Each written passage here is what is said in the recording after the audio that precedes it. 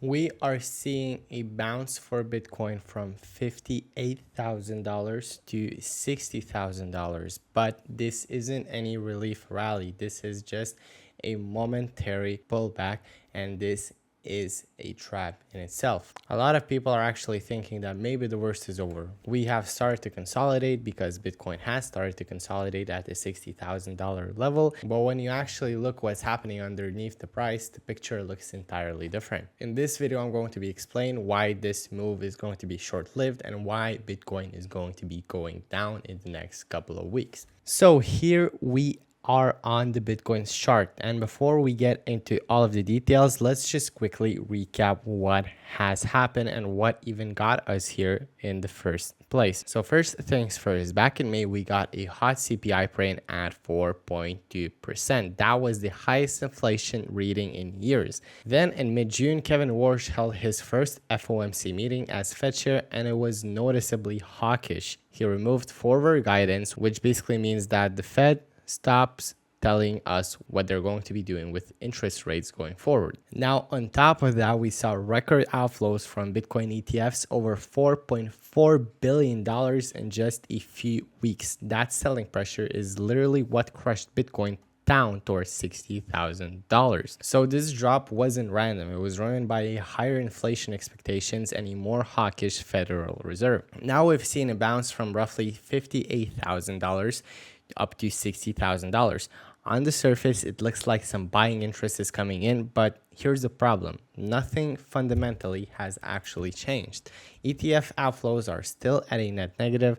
They've slowed down from the extreme levels we saw in early June, but we're still seeing daily redemptions in the hundreds of millions. So institutions are obviously still selling. Now, actually, the interesting thing is that long-term holders are currently sitting at a loss. So the long-term holder SOPR recently dropped to its lowest levels since 2023, which you can see right here. We can see that in the snapshot, the long-term holder SOPR is sitting at 0.616. It was last time saw back in 2023. So that means even the strongest hands in Bitcoin are starting to sell. Meanwhile, money is rotating into the AI trade. The S&P 500 keeps making new highs while Bitcoin is obviously lagging. So this isn't new money coming into crypto.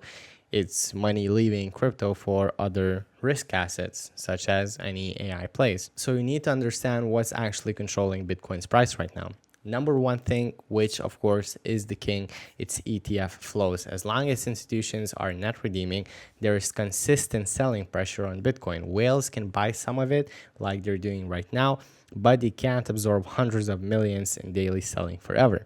Number two, it's the Federal Reserve. Kevin Warsh has made it very clear that he's not in a rush to cut rates. Even if June CPI comes in cooler on July 14th, the market is still unsure how he's going to react.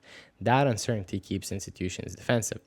And number three is risk rotation. So while Bitcoin is struggling, the broader market is clearly rotating into AI and tech stocks. This tells us that, of course, there is still appetite for risk assets, but it's just not going to Bitcoin right now.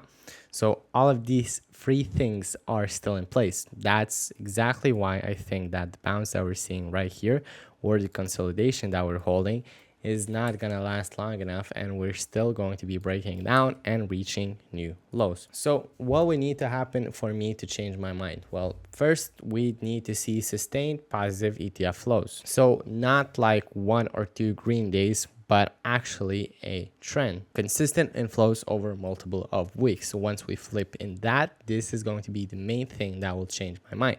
Second, we need clear signals from the Fed that they're becoming more dovish. Right now, that is clearly not happening.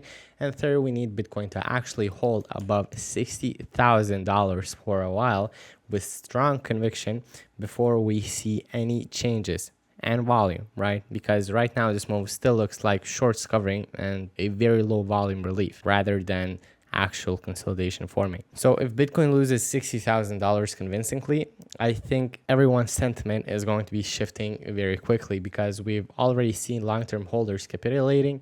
If price breaks even lower than $60,000 and triggers more selling from both retail institutions, we could see a fast move towards $50,000. And this isn't being about bearish forever. This is literally respecting what macro and on-chain sentiment we are having right now. Basically, to summarize, the bounce from $58,000 to $60,000 is happening while ETF flows are still negative. Alongside that, the Fed remains hawkish and money is rotating into other risk assets and the stock market, which of course these three factors are all bearish for Bitcoin. So until we see those change, until we see real improvements in flows and clear shifts of Fed policy, this move really looks like it's going to be trapping a lot of positions buying at $60,000 right now, rather than starting a relief rally or a new uptrend. So I'm not saying that Bitcoin won't be going up eventually. I'm saying that right now the BAF, the least resistance, looks like